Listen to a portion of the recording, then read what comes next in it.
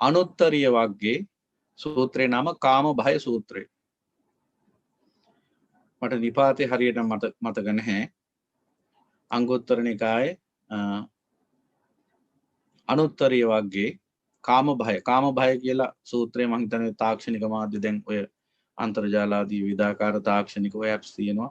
ඒවෙන් පරීක්ෂා කළොත් ටක් ගාලා හොයාගන්න පුළුවන් කාම භය සූත්‍රය. ඒකේ නම් අන්නේ සූත්‍රයේ ඇතුළත් වෙනවා ඒ විදිහට දුක්ඛාන්තේ වික්කවේ කාමාන මේතං අදිවචනං භායාන්තේ වික්කවේ කාමාන මේතං අදිවචනං රෝගෝති වික්කවේ කාමාන මේතං අදිවචනං යන ආදි වශයෙන් මේ කාමය බුදු පියාණන් වහන්සේ විවිධාකාර නම් වලින් හඳුන්වපු ආකාරය. දැන් එතකොට මෙන්න මේ කියන යථාර්ථය තමයි අපි අවබෝධ කරගන්නට අවශ්‍ය වෙන්නේ. දැන් අපි එතනින්ම අපේ අනුශාසනාව දේශනාව පටන් ගත්තොත් ඔන්න ඔතන තමයි අපි තේරුම් ගන්න ඕනේ වැදගත්ම තැන. මේ ව්‍යසනින් නිදහස් වෙන්න, මේ සසර දුකෙන් ගැලවෙන්න නම් අපට සිද්ධ වෙනවා මෙන්න මේ කියන චින්තනයටපත් වෙන්න. ලෝකෝත්තර සම්මාදිට්ඨිය. ලෝකෝත්තර සම්මාදිට්ඨිය කියන්නේ ලෝකයේ තුල වාසය කරන, ලෝකේ පැවැත්ම අපේක්ෂා කරන සත්වයන් තුල නොමැති දෘෂ්ටිය. ඒ කියන්නේ ලෝකය කියන්නේ මොකක්ද? ලෝකය කියන්නේ මේ අවකාශ ලෝකේ නෙමෙයි මෙතන සඳහන් වෙන්නේ. අවකාශ ලෝක, සත්ව ලෝක, සංඛාර ලෝක යන ආදි වශයෙන් විග්‍රහයකුත් තියෙනවා. නමුත් මෙතන මේ ලෝකය කියලා බුදු පියාණන් වහන්සේ ලෝක සමුදය ආදී සූත්‍රවල පෙන්නන්නේ ඇස කන නාසය දිව ශරීරයේ මනස අභ්‍යන්තර ආයතන සහ රූප ශබ්ද ගන්ධ රස ස්පර්ශ ධර්ම කියන බාහිර ආයතන. මෙන්න මේ දෙක එකතුවට ලෝකය කියන්නේ. එකිනෙකාගේ ලෝකය එකිනෙකාට වෙනස් වෙන්නේ ඒකයි. එකිනෙකා මෙන්න මේ කියන අභ්‍යන්තර සහ බාහිර ආයතන වලින් හදා ගන්නා වූ සංකල්පීය මනෝමය ලෝකයක තමයි ජීවත් වෙන්නේ. එහෙම නැතුව මේ බාහිර අවකාශ ලෝකේ නෙවෙයි. දැන් අපිට හිතෙන්නේ එහෙමයි කියලා. අපි ජීවත් වෙන්නේ මේ බාහිර අවකාශ ලෝකේ නෙවෙයි. මනෝ ලෝකයක් ඇතුලේ. ඒ මනෝ ලෝකේ නිර්මාණය කිරීමේ වැඩේ තමයි මේ සිත විසින් කරන මේ පටිසමුපාදය කියලා අපි දකින්නේ. එහෙමනම් මේ මනෝමය චිත්තමය ලෝකයක් ඇතුලේ අපි මේ කල් ගෙවන්නේ. මෙන්න මේ මනසින් හදාගත්ත මේ සිත විසින් මනසේ හදන මෙන්න මේ ලෝකයෙන් නිදහස් වීම තමයි නිස්සරණය කියන්නේ. එහෙනම් ඇහැ කන නාසය දිව ශරීරය මනස රූප ශබ්ද ගන්ධ රස ස්පර්ශ ධර්ම කියන මෙන්න මේ 12 ආයතන තුලින් සකස් වෙච්ච ලෝකයේ තුල සුවය හොයන කෙනා එයා ලෝකයේ තුල ඉන්න කෙනෙක්. එයා ලෝකයෙන් සැපයක් බලාපොරොත්තු වෙන කෙනෙක්. ඒ කියන්නේ ඇස කන නාසය දිව ශරීරය මනස රූප ශබ්ද ගන්ධ රස ස්පර්ශ ධර්ම කියන මෙන්න මේ 12න් සැප හොයන කෙනෙක්. එයාගේ ලෝකය ඒ 12ට සීමා වෙනවා.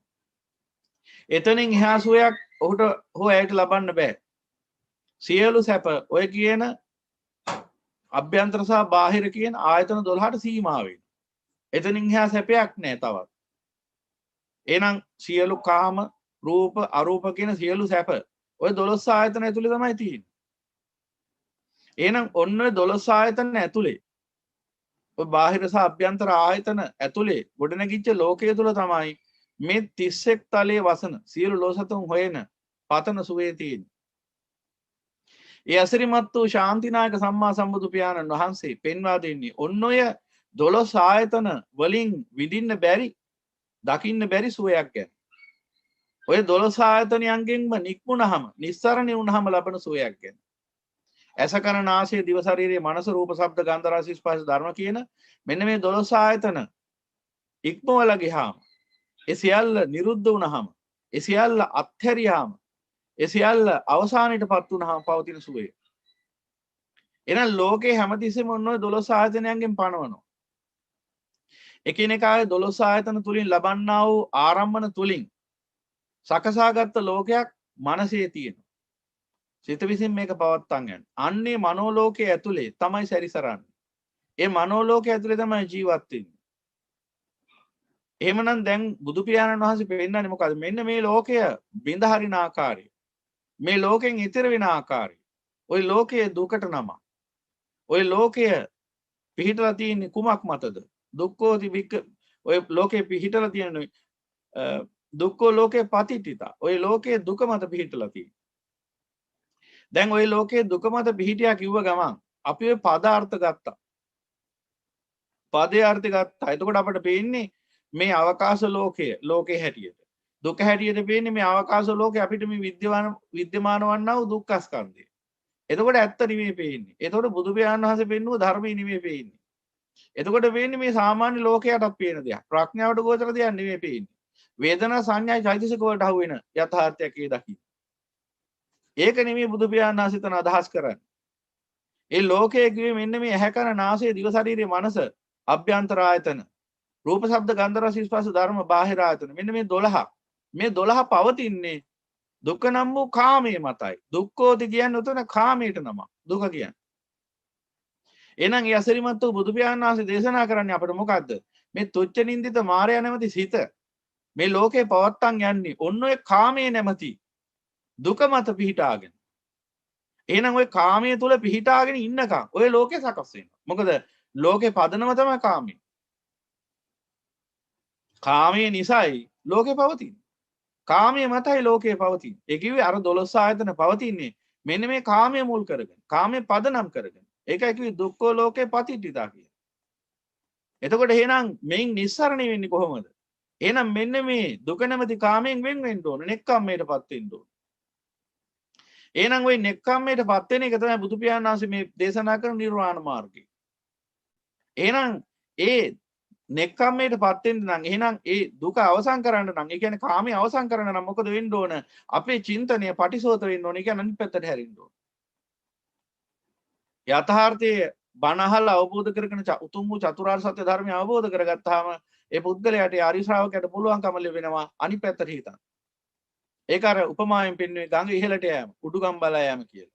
මොකද සියලු ලෝසතුන් මේ කාමයේ නැමැති සැඩපාරට අහු වෙලා ගඟ පහළටයි අබාගෙන යන්නේ. කිසිම ਵਿਚාරයක් විමර්ශනයක් නැතුවයි ගමන යන්නේ. කොහෙටද යන්නේ කියලා දන්නේ නැහැ. ගඟ පහළට පාවෙල යන මිනිහා දන්නේ නැහැ. මිනිහට අරමුණක් නැහැ. දැක්මක් නැහැ. රැකවරණයක් නැහැ. කොහෙටද යන්නේ කියලා ගමනේ නිෂ්ඨාවක් නැහැ. නිශ්චයක් නැහැ කොහෙද යන්නේ කියලා. යන ඕනම තැනකට පළච්චාවි කියලා යනවා. එතකොට එන සැඩපාරට අහුවෙච්ච මිනිහාට කිසිම ආකාරයක බලන්න තියනවද කියලා විනිශ්චයක් නිශ්චයක් කොහෙටද යන්නේ කොහෙද නතර වෙන්නේ කුමකින් කුමක් සිදු වේවිද මෙහි අවසානයේ කුමක් වේවිද කිසිම දෙයක් දන්නේ නැහැ. ඔහේ සැඩපාරට අහුවෙලා යන්න පුළුවන්. ගඟක ගහගෙන යන මිනිහට තියෙන්නේ ඒ වගේ ස්වභාවයක්. ඔබට නෝනින් දකින්න පුළුවන්. එහෙනම් දැන් මෙන්න මේ කාමයේ නැමැති සැඩපහර තමයි ඕගය. කාම ඕගය. මෙන්න මේ ඕගයට අහුවිලා මේ ගලාගෙන හබාගෙන යන පුද්ගලයා පහළට ගලාගෙන යන පහළට පාවෙල යන පුද්ගලයාට කවදා හරි දවසක අහන්න ලැබුණොත් ඔය යන්නේ විනාශයක් කරා. ඔය යන්නේ මරණය කරා. ඔය යන්නේ මහා දුක්ඛ ස්කන්ධයක් කරා කියලා. අන්න එහෙනම් ඒ පුද්ගලයාට පුළුවන්කම ලැබෙනවා අර අලසව කුසීතව ඒ කාමසඩ පහරට අහුවෙලා ගිය ගමන අත්හැරලා දාලා වීරිය නගාගෙන ගඟට විරුද්ධ අතට හැරෙන්න. සෝතයට ප්‍රති අතට ප්‍රතිසෝත වෙන්න. සෝතය කියන්නේ සැඩපහර. සැඩපහරට විරුද්ධ අතට ගමන් කරන කෙනෙක් බවට පත් වෙනවා. පටිසෝත. එහෙනම් අන්න එයාට තියෙනවා දැක්මක්. එයාගේ හැමදේම නිශ්චයයි. එයා දන්නවා මෙහි ගමනාන්තය. එයා යන්නේ කොහෙටද? ගඟ පටන් ගන්න තැනට. මොකටද? ගඟ නවත්තන්න. ගඟ සැඩපහර ආරම්භ වෙන්නේ කොතනින්ද? ඒ උල්පත වහනවා දැන්. ඔහුගේ ගමනාන්තයක් පේනවා. ඔහුගේ ගමන නිෂ්ඨාවක් පේනවා. නිශ්චයක් පේනවා. ඔහුට නිශ්චයි. ඔහු යන ගමන නිශ්චිතයි. ඔහුට රැකවරණයක් තියෙනවා. ඔහුට සැනසීමක් තියෙනවා. ඔහු බයෙන් නිදහස්. හැම පැත්තෙම ඔහුට ඒ උඩුගම් බලා යන ගමන සැනසීමට අවස්ථාව උදා කරලා දෙනවා. සැනසීමක් විතරයි ඔහුට තියෙන වෙනසීමක් නෙවෙයි. එහෙනම් අන්න ඔහුට පුළුවන්කම ලැබෙන්නේ උඩුගම් බලා යන්න ඒ සැඩපහරේ හඹාගෙන ගිහිල්ලා සැඩපහරේ පාවෙලා ගිහිල්ලා විනාශයක් සිදු වෙන බව දැක්කහමයි. හැබැයි මෙතන වෙනසක් පොඩි තේරුම් ගන්න ඕන පොඩි ගැඹුරු යථාර්ථයක් තියෙනවා. ඒ කියන්නේ අර සැඩපහරට අහුවෙලා පහළට යන්නේ ඒක નિરાයාසයෙන් වෙන වැඩක්. ඒකට ආයාසයක් ගන්න ඕනේ නැහැ. ඒක හරි පහසුයි. ඒක සුවදායකයි වගේත් පේන්න පුළුවන්. මොකක් හරි කොටු කෑල්ලක මේ කොට කෑල්ලක හරි ටයර් එකක හරි මොකක් හරි ඔය එකක එල්ලුණා නම් ගෙහෙල් කොටයක හරි කමන්නේ එල්ලුණා නම් ලෑලි කෑල්ලක හරි ගිලෙන්නේ නැතුව පහසුවෙන් යන්න පුළුවන් බොහොම සුවදායකයි ගඟ පහළට යන එක, සැඩ පහළට අහුවෙලා යන එක. මොකද ආයාසයක් දරන්න ඕනේ වෙහෙසක් නැහැ ඒ පැත්තෙන්. හැබැයි වෙහෙස තියෙන්නේ අවසානයේ. අතර මගදී අනන්ත අප්‍රමාණ දුක්ඛම් කටළු වලට මුහුණ දෙමින් යන්න වෙන්නේ. ප්‍රපාත වලට ඇද වැටෙන්න පුළුවන්. මහා භයානක අනතුරු වලට මුහුණ දෙන්න පුළුවන්. එහෙම ගිහිල්ලා අවසානයේ මොහොතට ගිහිල්ලා වෙනසිල යනවා. හැබැයි පහළට යන එක ලේසි. හැබැයි උඩුගම් බලා යන එක ලේසි නෑ. උඩුගම් බලා යනකොට ලොකු වීරියක් අවශ්‍යයි. තියෙන අඩියක් පාසා වීරියෙන් යුක්තවයි වැඩේ කරන්න ඕන. සිහියෙන් යුක්තවයි වැඩේ කරන්න. පොඩ්ඩක් සිහිය බිඳගත්තොත් ඔන්න සිද්ධ වෙනවා සැඩපහරට අහුවෙලා යම් තුරකට පහළ වෙන්න. පහළට හඹාගෙන යන්න. පහළට පාවෙලා යන්න. එහෙමනම් අන්න උඩුගම් බලා යන්නේ ටිකක් ලේසි වැඩක් නෙමෙයි. උඩුගම් බලා යන්න වීරියවන්තයෙක් වෙන්න ඕන. කුසීතයට අලසෙන්න පුළුවන් පහළට යන්න. උඩුගම් බලා යන්න වීරියක් තියෙන්න ඕන. වීරිය නැති කෙනෙක්ට ඒ වගේම සිහිය නැති කෙනෙක්ට උඩුගම් බලා යන්න බෑ. එහෙනම් උඩුගම් බලා යන එක ටිකක් දුෂ්කර වැඩක්. පහළගම් බලා යන එක ටිකක් ලේසි වැඩක්. එහෙනම් මේ සියලු ලෝසතුන්ට කුමක්ද සිද්ධ වෙලා තියෙන්නේ? ඔන්න ඔය දේ තමයි. කවදා හෝ දවසක අසිරිමත් වූ සම්මා සම්බුදු පියාණන් වහන්සේගේ ශ්‍රී සද්ධර්මය අහලා ඒ උතුම් චතුරාර්ය සත්‍ය අහලා ඒ කාමී දුක වශයෙන් අවබෝධ වෙන දවස වෙනකම් හිතන් ඉන්නේ කාමී සැපක් කියලා. ආස්වාදී සැපක් කියලා. කුමක් නිසාද? එහි ආදීනව දැක්කේ නැති නිසා. කාමී නිසා ආස්වාදී නිසා චිත්තසංතානයේ රාග දේශ මොහ උපදින න්‍යාය ධර්මයේ දැක්කේ නැති නිසා. කාමී ආස්වාදයේ මෙලව සංකාර දුක්ඛතා දුක්ඛ දුක්ඛතා විපරිණාම දුක්ඛතා කියලා මහා දුක් පොදියක් උරුම කරලා දීලා පරලොවත් අනන්ත අප්‍රමාණ සංසාර දුකකට ඇදලා දමනවා කියලා දැක්කේ නැති නිසා. ඒ නිසා මොකද වෙන්නේ? කාමයේ සැපයි කියන ඒ මුලා සහගත විශ්වාසය තමයි අඥාන ලෝක සත්‍යය තුල තියෙන්නේ. අඥාන කියේ මොකක්ද? දුක්ඛේ අඥාන. මොකක්ද අඥානකම කියන්නේ? අපි සාමාන්‍ය භාවිතයේදී මේ අඥානියෝ කියලා කියනවා. ලෝක විෂයන් දන්නේ නැති අයටත් අඥානියෝ කියන හැබැයි අඥානකම එක නෙවෙයි. ලෝක විෂයන් පරතරට ඉගෙන ගත්ත මිනිස්සු ඉන්න පුළුවන්. ලෝක විෂයන් ලෝකේ මහා විද්‍යාඥයන් හැටියට උන් හඳුන්වන්නත් පුළුවන්. හැබැයි දැනගන්න ඕන අවශ්‍යම දේ දැනගත්තේ නැහැ. දැනගන්න අවශ්‍ය නැති අනිත් ඔක්කොම ටික දැනගත්තා. නමුත් ඔහු ලෝක සම්මතයේ දැනුමක් උගත්කමක් ඇති උගත් බුද්ධිමත් වියතෙක් හැටියට හඳුන්වන්න පුළුවන්. හැබැයි ඔහුට අවබෝධ වෙලා නැත්නම් උතුම් වූ චතුරාර්ය සත්‍ය ඔහු අඥානී. දුක්ඛේ අඥානං ඇයි? ඔය මොන දේ දැනගත්තත් උතුම් වූ චතුරාර්ය සත්‍ය දැනගත්තේ නැහැ, අවබෝධ වුණේ නැහැ. ඒ නිසා මොකෝ වෙන්නේ? තමන්ගේ චිත්තසංතානිය තුල ගොඩනැගෙන රාග දේශ මොහයන්ගෙන් ගැලවීමක් නැහැ අඥානයට. කුමන ආකාරයේ තරාතිරමක කෙනෙක් වුණත්, සක්විති රජ වුණත්, සක්‍ර දේවේන්ද්‍රය වුණත්, මහා බ්‍රහ්මයා වුණත්, සක්වල ධාතු 10000ක් පාලනය කරත් උතුම් වූ චතුරාර්ය සත්‍ය අවබෝධ කරේ නැත්නම් ඒ සියලු දෙනා අඥානියෝ. උතුම් ආර්ය විනය තුල උන්ට තමයි අඥානිය කියන්නේ. දුක්ඛේ අඥාන. දුක දැනගත්තේ නැහැ. දුක කියන්නේ මොකද්ද කියලා දැනගත්තේ නැහැ. පදාර්ථයෙන් දුක දකින්න ගියාම අසිරිමත් වූ සම්මා සම්බුදු පියාණන් වහන්සේ පෙන්වන යථාර්ථය පේන්නේ නැතු යනවා. එහෙනම් උන්වහන්සේ අපට පෙන්නනවා දුක. හැබැයි උන්වහන්සේ පෙන්වන දුක දකින්න පුළුවන් වෙන්නේ ඇස් දෙකෙන් නෙවෙයි. උන්වහන්සේ පෙන්වන දුක දකින්න පුළුවන් වෙන්නේ ප්‍රඥාවෙන්. වේදනා සංඥා චෛතසික දෙකට අහු වෙන දුකක් තියෙනවා. දැනෙන දුක, හැඟෙන දුක. හැඟීම් දුක් වේදනා ඒවා තියෙනවා ජීවිතේ. හැමෝටම තියෙනවා. හැබැයි ඒකට නෙමෙයි මේ බුදු පියාණන් වහන්සේ දුක කියන්නේ. බුදු පියාණන් වහන්සේ දුක කියන්නේ මේ ප්‍රඥාවෙන් දකින්නා වූ යථාර්ථයකට. සියලු ලෝසතුන් මේ හැඟීමෙන් දැනීමෙන් උනත් දුක් විඳින්නේ ඇයි? මේ ජරා ව්‍යාධි මරණ ශෝක පරිදේ දුක්ඛ දෝමනස උපායාස කියන මේ දුක්ඛ ස්කන්ධය උරුම කරුවෙක් වෙලා ඉන්නේ ඇයි? මේ අනවරාග්ද සංසාරයේ කගක් මුලක් දන්නේ නැති ගමනක අනාථ වෙලා අසරණ වෙලා ගමන් කරන්නේ ඇයි? භවයෙන් භවයට අනන්ත අප්‍රමාණ සංසාර දුක්ඛයෙන් පිළිපෙලීමේ ගමන යන්නේ ඇයි? කුමක් නිසාද? අසිරිමත් වූ සම්මා සම්බුදු පියාණන් වහන්සේලා ලෝකයට පහළ වෙලා පෙන්වා දෙන්නා වූ ඒ දුක නම් වූ යථාර්ථය දකින්න නැති නිසා ඥානි. එහෙනම් අන්න අසිරිමත් වූ සම්මා සම්බුදු පියාණන් වහන්සේ පෙන්වා දෙන යථාර්ථය කුමක්ද? සියලු ලෝසතුන් සැපයි කියලා හිතන් ඉන්නේ දුකක් බව. සියලු ලෝසතුන් සැප කියලා හඳුන්වන්නේ දුක බව. සියලු ලෝසතුන් සැප වශයෙන් හඳුන්වන්නේ කාමය, ආස්වාදය, ඇහැ කන නාසය දිව ශරීර මනස පිනවීම. ඒ තමයි ලෝකයාගේ සැපය. ඒක තමයි ලෝකයාගේ ඒ සඳහා තියෙන කැමැත්තට තමයි කාමය කියන්නේ. සංකල්පය වශයෙන් ඇති වෙලා තියෙනවා කැමැත්තක්. එක්තරා අපේ ශ්‍රාවකෙක් ප්‍රශ්නයක් ඇහුවා මෙන්න මේ සංකල්පීය රාගය කාමය ගැන කියද්දී සංකල්පීය රාගය තුල තියෙනවා සංකල්පීය රූප කියලා කොටාසයක්. එතකොට අහලා තිබුණා මේ පින්වතා සියලු රූප සමුදේ වෙන්නේ අවිජ්ජාවෙන්නේ. එහෙනම් සංකල්පීය රූපය කියලා જાතියක් තියෙන්න පුළුවන්ද කියලා. බලන්න පොඩ්ඩක් මේ ප්‍රශ්නේ තියෙන මෝඩකම. ඒ ඔල මොට්ටලකම. දැන් සංකල්පීය රූපය ඇති වෙනවද රහතන් වහන්සේලාට? සංකල්පීය රූපය ඇති වෙන්නේම අවිජ්ජාව නිසානේ. එහෙනම් සියලු රූප ගෙවුවහම ඒ සියලු රූප ඇතුළට සංකල්ප රූපات ඇතුළත් වෙනවා. මොකද මනෝ රූප ධම්ම රූප කියලා කොටස් දෙකකුත් තියෙනවා. අපි දැන් චිත්තජ රූපات කියන්නේ ඔය. ඒවත් එතකොට සංකල්පීය රූප නෙවෙයිද? එතකොට එහෙමනම් රාගෙන්, දේශෙන්, මෝහෙන් ඇති කරගන්නා වූ යම්කිසි ආකාරයක සංකල්පීය රූපයක් තියෙනවා. ඒව තමයි අර ලෝක සත්‍යයේ මේ අවිජ්ජාව කියන්නේ. අවිජ්ජාවෙන් තමයි මේක සකස් වෙන්නේ. එහෙමනම් මෙන්න මේ සංකල්පීය රූප නිසා තමයි නැත්තම් මේ සංකල්පීය රාගය විග්‍රහ කරාම උද්දේශ නිर्देश පටිනිर्देश දක්වා එහි මහා ගැඹුරක් දකින්න පුළුවන්. එහෙමනම් මේ හැම සිතකම මුලින් සඳහන් කළ ලෝකයේ ඇහැ කන නාසය දිව ශරීරය මනස රූප ශබ්ද ගන්ධ රස ස්පර්ශ ධර්ම කියන මෙන්න මේ 12 ආයතන මේ 12 ආයතන තුලින් සකස් වෙච්ච ස්පර්ශමය ලෝකය, චින්තනමය ලෝකය, මනෝමය ලෝකය, මේ ලෝකයේ තුල තමයි රූප ටික තියෙන්නේ. අර ශබ්ද තියෙන්නේ, අර ගන්ධ තියෙන්නේ, අර රස තියෙන්නේ, අර ස්පර්ශ තියෙන්නේ, අර අදහස් තියෙන්නේ. ඒකේ මොනවද? ප්‍රිය රූප, ප්‍රිය ශබ්ද, ප්‍රිය ගන්ධ, ප්‍රිය රස, ප්‍රිය ස්පර්ශ, ප්‍රිය අදහස්. ඔය ටික තියෙන්නේ අන්න අර මනෝමය ලෝකයේ ඇතුලේ. ඒ සංකල්පීය ලෝකයේ ඇතුලේ. ලෝක සත්‍ය ජීවත් වෙන්නේ සංකල්පීය ලෝකයක් ඇතුලේ.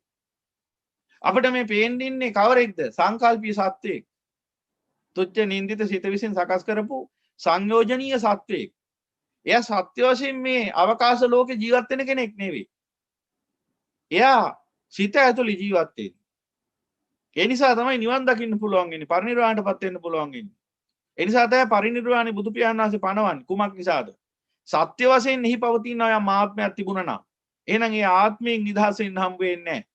ඒකයි ලෝකයේ ඔය ආත්මවාදී ආගම් අදහන අයට ඒ හිතෙන්නෙම සදාතනික සැතපීමක් ගැන. සමාදානයේ සැතපෙන එහෙම නැත්නම් ස්වර්ගයේ සැතපෙන එහෙම නැත්නම් සදාතනික පැවැත්මක් වුන් දකින්න විමුක්තිය හැටියට. සදාතනික පැවැත්මක් වුන් දකින්න විමුක්තිය හැටියට කුමක් හේින්ද? ආත්ම දෘෂ්ටිය නිසා. ආත්මයක් ඉන්නවා කියන මෙන්න මේ වැරදි සහගත දෘෂ්ටිය නිසා, ආත්ම දෘෂ්ටිය නිසා සදාතනික පැවැත්මක් තමයි බලාපොරොත්තු වෙන්නේ. සදාතනික පැවැත්මක් තුළ තමයි ඔවුන්ගේ ඒ චින්තනය පවතින්නේ. හැබැයි බුදු පියාණන් වහන්සේ එහෙම කන්විය පෙන්වා දෙන්නේ. බුදු පියාණන් වහන්සේ නැමැති අසිරිමත් වූ මහා ශාස්ත්‍රවරයන්න් වහන්සේ තමයි ලෝකෙට පහළ වෙලා ප්‍රථම වතාවට අනාවරණය කරන්නේ ඒ සියල්ල මිත්‍යා දෘෂ්ටි බව, යථාර්ථයේ බව, පච්චුප්පන්නස ධර්ම බව සියල්ල. ප්‍රත්‍යයෙන් උපදින්නා වූ ධර්ම බව, සියල්ල පටිසමුප්පන්න බව, සියල්ල ඒ මොහොතේදී ඒ හේතු නිසා සකස් වන බව, සියලු විඥාන ප්‍රත්‍යයෙන් උපදින ධර්ම බව, සියලු විඥාන පච්චුප්පන්න බව. විඥාන පච්චුප්පන්න නම් කොහොමද ආත්මයක් දකින්නේ අපි? ඒ කිව්වේ ඒ මොහොතේදී චක්කුංජ පටිච්ච රූපේච උප්පජ්ජති චක්කු විඥාන. ඇහැයි රූපයයි පටිච්ච වෙලා මේ මොහොතේදී උපදින එකක් චක්කු විඥානයි කිය. නැතුව කලින් තිබිච්ච එකකුත් නෙවෙයි, අනාගතේ තියෙන එකකුත් නෙවෙයි. ඔය විදිහට ගත්තාම චක්කු විඥාන, සෝත විඥාන, ගාන විඥාන, જીවා විඥාන, කාය විඥාන, මනෝ විඥාන යන ආදී වශයෙන් විඥාන හයක් තියෙනවා. මේ විඥාන මොහොතක් පාසා සකස් වෙනවා. චිත්ත නියාමයට අනුව ඒවා උප්පාදතිති භංග කියන අනු චිත්තක්ෂණ තුනක් වශයෙන් සකස් වෙලා බිඳිලා යනවා. එතකොට මෙන්න මේ චිත්තවල ආත්මයක් කොයින්ද පනවන්න පුළුවන්කම ලැබෙන්නේ? කොහොමද ආත්මයක් මෙහි දකින්නේ අපි? චිත්ත කියන්නේ මේ මොහොතේ සකස් වෙන එකක්. දැන් කෙනෙක්ට මම ඉන්නවා කියලා දැනෙන්නේ. එක්ක චක්කු විඥාණයෙන්, එක්ක සෝත විඥාණයෙන්, එක්ක ගාන විඥාණයෙන්, එක්ක જીවා විඥාණයෙන්, එක්ක කාය විඥාණයෙන්, එක්ක මනෝ විඥාණයෙන්. මම ඉන්නේ මෙන්න මේ විඥාණය කියලා හරියටම පෙන්වන්න බෑ. එහෙම එකක් නැහැ. මම ඉන්නේ චක්කු විඥාණි, මම ඉන්නේ සෝත විඥාණි, එහෙම කියන්න බෑ. මම කියන්නේ දැනීම මොහොතක් පාසා මේ විඥාන අතර දෝලණය වෙනවා. එහෙමනම් කොහොමද අපි මේ විඥාන තුළ ආත්මයක් දකින්නේ? එහෙනම් කවරෙක්ද මේ මම වශයෙන් පෙනී හිටින්නේ? ඒ හුදෙක්ම රාගෙන්, දේශයෙන්, මොහෙන් හදපු සංකල්පීය සත්‍යයක්. හිත විසින් හදන සංකල්පීය සත්‍යයක්. එහෙම නැතුව මේ කායයටවත් සිතටවත් නෙවෙයි සත්‍යය කියන්නේ. කායයට හෝ සිතට සත්‍යය කියලා කිව්වොත් කවදාවත් ලෝකේ රහතන් වහන්සේ කෙනෙක් පහළ වෙන්නේ නැතු යනවා. මොකද ඒකට හේතුව සිතයි කයයි දෙකම උන්වහන්සේට තියෙනවා. හැබැයි සත්‍ය අවසන්. කයට නම් සත්‍යය කිව්වේ රහත් වෙනකොට කය අතුරුදහන් වෙන්න ඕන. සිතට නම් සත්‍යය කිව්වේ රහත් වෙනකොට සිත අතුරුදහන් වෙන්න ඕන. එහෙනම් කයයි සිතයි දෙකම අතුරුදහන් නොවි සත්‍ය අතුරුදහන් වුණේ කොහොමද? එහෙනම් පැහැදිලි එතන සත්වයා කියන්නේ එහෙනම් කයට හෝ සිතට නෙමෙයි. එහෙනම් සත්වයා කියන්නේ මේ සිත කය දෙක මෙහෙවන්න යම්කිසි ශක්ති විශේෂයකට. යම්කිසි කෙලෙස් ගොඩකට. එහෙනම් ඒක තේරුම් ගැනීමේ හැකියාවට තමයි දස සංයෝජන කොටස් තුනක් වශයෙන් බෙදලා රාග දේශ මොහ වශයෙන් පෙන්නන්නේ. එහෙනම් මේ සත්‍ය වශයෙන් පිනිහිටිනන් කවරෙක්වත් නොවේ. මේ සිත විසින් මේ රාග දේශ මොහ තුලින් සකස් කරන්නා වූ සංකල්පීය සත්‍යය. සංකල්පීය සත්‍යයක් මේ සිත තුල ජීවත් වෙන්නේ. ඒ සංකල්පීය සත්‍ය අවසන් වීමටයි අරිහතුන් වහන්සේ කියන්නේ. එහෙනම් ඒ සංකල්පීය සත්‍ය අවසන් කරගන්නේ කොහොමද? එහෙනම් ඒ සංකල්පීය සත්‍ය අවසන් කරගන්න නම් අපිට සිද්ධ වෙනවා සියලු දෙනාගේ චිත්තසංතානයේ මේ ලැබුම්ගෙන තිබෙන මේ රාග දේශ මොහ දුරු කරන්න. මොහොතක් පාසයි අනුසයන්ගෙන් සකස් කරන්නා වූ රාග දේශ මොහ විඥාන දුරු කරන්න. සාමුලින්ම රාගයේ දේශේ මොහේ ෂේ කරන්න. එවනම් රාගයේ දේශේ මොහේ ෂේ කරන්න නම් අපිට සිද්ධ වෙනවා රාගයේ දේශේ මොහේ උපදින හේතු හොයලා අන්න හේතු බිඳහරි. හේතුන් පටිසම්භූතං. ඒ ධම්මා හේතුපබව. රාග දේශ මොහ නිකන් නෙමෙයි හටගන්නේ හේතුවක් නිසා. දැන් ලෝක සත්‍ය ධර්මයේ දකින්න නැතු ලෝක සත්‍ය තුළ පවතින අවිජ්ජාවක් තමයි මම කේන්ති ගන්නවා. මම රාගය ඇති කර ගන්නවා. මම මෝහය ඇති කර ගන්නවා යනාදී වශයෙන්. ඒ කියන්නේ ධර්මයේ පටිසමුප්පන්නව දකින්න බැරි තාක්කල් පේන්නේ මම කේන්ති ගන්නවා. මම රාගය ඇති කර ගන්නවා. මම දේශය ඇති කර ගන්නවා. මම මෝහය ඇති කර ගන්නවා.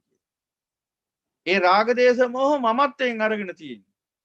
අන්න ඒකයි අවිජ්ජාව කියන්නේ. ධර්මයේ දැක්කේ නැහැ. හේතුඵල න්‍යාය ධර්මයේ දැක්කේ නැහැ. එතකන් ඔහු හිතන් ඉන්න ඔහු එයා හිතන් ඉන්නවා මේ රාගයේ දේශයේ මොහය තමාගේ ගති ලක්ෂණයක් කියලා. ඒ මගේ හැටිනේ. යනාදි වශයෙන් ඒ රාග දේශ මොහ වලට අර්ථකථනයකුත් දෙනවා. ඒ යාගේ හැටිනේ යනාදි වශයෙන්. ඒ යාගේ හැටි හරි මගේ හැටි කියලා දකින්නේ. කෙලෙස් ගොඩක්. රාග දේශ මොහ ගොඩක්. එහෙනම් රාග දේශ මොහ වලට මමත්වයක් ආරෝපණය කරගෙන ඉන්නවා අඥාන ලෝක සත්‍යය. කවරෙක්ද අඥාන කිව්වේ? උතුම් වූ චතුරාර්ය සත්‍ය ධර්මය අවබෝධ කරගත්තේ නැති කෙනා. අසිරිමත් වූ සම්මා සම්බුදු පියාණන් වහන්සේ දුක යනුවෙන් පනවන අර්ථය නොදකින්න කෙනා. එහෙනම් එයා හැමදාම හිතන් ඉන්නවා රාග දේශ මොහ කියන්නේ තමන්ගේ ලක්ෂණයක් කියලා. ඒක තමන්ට අයිති යම්කිසි ආකාරයක ප්‍රපංචයක් කියලා. ඒ නිසා ඒ අඥාන ලෝක සත්‍යය මොකද කරන්නේ? ඒ රාගයේ දේශයේ මොහේ පවත්වාගෙන යන තමයි වැඩ කරන්නේ. ඒ නිසා තමයි ලෝකේ විවිධාකාර සම්බන්ධතා නිර්මාණය කරගන්නේ. ලෝකේ විවිධාකාර ආස්වාදයන් නිර්මාණය කරගන්නේ. ඒ ආස්වාදයන් විඳින්න පුළුවන් ආකාරයට රාග දේශ මොහ නැවත නැවත උද්දීපනය කරගන්න ඒවා පවත්වාගෙන යන්න පුළුවන් ආකාරයට ලෝක වැඩපිළිවෙල සකස් කරගන්නේ. තව තවත් ඒවා දවසින් දවස සංවර්ධනයේ දියුණුව කිය තව ඒවා වැඩි කරගන්න පුළුවන් විදිහට අර අධිපාරිභෝගික සමාජයක් නිර්මාණය කරගන්නේ. අධිපාරිභෝජනවාදී සමාජයක් නිර්මාණය කරගන්නේ. තව තවත් ඇහැ කන නාසය දිව ශරීර මාස පිනවන්න පුළුවන් විදිහේ ප්‍රපංච ධර්ම නිර්මාණය කරගන්නේ. ඇයි ඒ හිතන් ඉන්න ඒ අඥාන ලෝක සත්‍යය මේ රාග දේශ මොහ කියන්නේ තමන්ගේ උරුමයක් කියලා. කරුමි කියලා දන්නේ. ඒක තමයි ලෝක සත්‍යයගේ අවිජ්ජාව.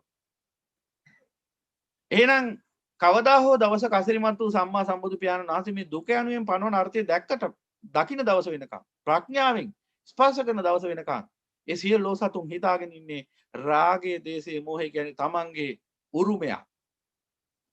එකිනෙකාගේ තියෙන ගති ලක්ෂණ වල වෙනස්කම් තමයි මේ විවිධත්වය පුද්ගල විවිධත්වය කියන්නේ. ඒ පුද්ගල විවිධත්වයම තමයි උන්ගේ පැවැත්ම හැටියට උන් දකින්නේ. ඒ මගේ හැටි මම හිමයි වැඩ කරන්නේ. ඒක මගේ ක්‍රමේ යනාදි වශයෙන් ඒ ගන්නේ රාග දේශ මොහොම තමයි. වෙන මොකුත් නෙමෙයි. යම් දවසක ඒ සියලුම ලෝසතුන්ගේ හිතවල තියෙන මේ රාග දේශ මොහ අවසන් වුණොත් සියලුම දෙනා පොදු කුලකයක් බවට පත් වෙනවා. එදාට තමයි අන්න රහතන් වහන්සේලා බිහි වෙන්නේ. ඒ පොදු කුලකය තමයි රහතන් වහන්සේ කියන්නේ. එහෙනම් ඒ පුද්ගලික ප්‍රපංච වශයෙන් මේ පුද්ගලික පැවැත්මක් ඇයි සත්‍යය තුළ පවතින්නේ? රාග දේශ මොහයන්ගේ තියෙන නානත්වය. එක්කෙනෙක්ගේ රාගය අඩුයි, තව කෙනෙක්ගේ මධ්‍යම ප්‍රමාණය, තව කෙනෙක්ගේ වැඩි අඩුයි යනාදි වශයෙන් රාග දේශ මොහොල තියෙනවා සංයුතිය වෙනසක්. මේ වෙනසම තමයි අපිට මේ නානත්ත කාය නානත්ත සංඥා වශයෙන් පේන්න ගන්න. එහෙනම් දැන් අසිරිමත් වූ සම්මා සම්බුදු පියාණන් වහන්සේ පෙන්වන මේ උතුම් වූ ආර්ය සත්‍යයන් අවබෝධ කරගෙන ඒ උතුම් වූ ආර්ය සත්‍ය තුලින් ලෝකෝත්තර චින්තනයටපත් වෙන අරිය ශ්‍රාවකයාට පුළුවන්කම ලැබෙනවා මේ සියලු රාග දේශ මොහ නස අවසන් කරන්න. මොකද්ද? ඒකට මාර්ගය. මාර්ගය තමයි මෙන්න මේ චින්තනය පටිලෝම එහෙම නැත්නම් ප්‍රතිසෝත අනිත් පැත්තට හරවගෙන ඒ ලෝකෝත්තර චින්තනය තුළ ගමන් කිරීම. ඒක තමයි මාර්ගය. එහෙනම් ඒකට මොකද්ද වෙන්න ඕනේ? එහෙනම් නිවන් දකින්න ඕනේ ඉස්සෙල්ලා. නිවන් මඟ වඩන්න කලින්. පාර දැක්කේ නැති කෙනෙක් කොහොමද පාර යන්නේ? දැන් අපිට ගමනක් යන්න ඕන. අපිට ගමන යන්න ඕන කියලා. දැන් අපිට යන්න ඕනේ යාපනි. දැන් අපිට යාපනි යන්න ඕන කියලා අපි මේ හිස හැරුණු අතේ බහැලා මුණ ගැහෙන හැම පාරක් දිගේම ඇවිදගෙන යනවා. එහෙම කිව්වොත් කොහෙද නතර වෙන්නේ? පාර දන්නේ නැතුව ගමන යන සිරිතක් තියෙනවා. එහෙනම් ඉස්සෙල්ලම කරන්න ඕන මොකද්ද? පාර හොයාගන්න. මාර්ගය දැනගන්න ඕන. මාර්ගය අවබෝධ වෙන්න ඕන. එහෙනම් අන්නේ මාර්ගයේ දකින්න කෙනා තමයි පඨම ශ්‍රාවකයා, ප්‍රථම ශ්‍රාවකයා. ඒ පඨම ශ්‍රාවක කියන තැනට එන්න ඕන. පඨම ශ්‍රාවකයා වෙන්න නම් එහෙම නැත්නම් ඒ ප්‍රථම නිවන් මාර්ගයට පැමිණෙන ප්‍රථම ශ්‍රාවකයා වෙන්න නම් මොකද්ද වෙන්න ඕන? මේ උතුම් වූ චතුරාර්ය සත්‍ය ධර්මයේ බුදු පියාණන් වහන්සේ දේශනා කරන අර්ථයෙන් අවබෝධ වෙන්න ඕන. හොඳට මතක තබා ගන්න පින්වතුනි. මේ උතුම් වූ ආර්ය සත්‍ය ඊටාම පහසුවෙන් අවබෝධ වෙන එකක් කෙනෙක්. ඊටාම පහසුවෙන් අවබෝධ වෙන එකක්. දැන් මම ඊට පෙරත් පෙන්ලා දීලා තියෙනවා අදත් පෙන්නනවා ඒක. කාමතෝ ජායති සෝකෝ කාමතෝ ජායති භය කාමතෝ විපමුත්තස නති සෝකෝ කුතෝ භයං කියන ගාථාව ඇතුලේ ඔබ අනන්ත සංසාරයක ඉඳලා හොයපු උතුම් වූ චතුරාර්ය සත්‍ය තියෙනවා.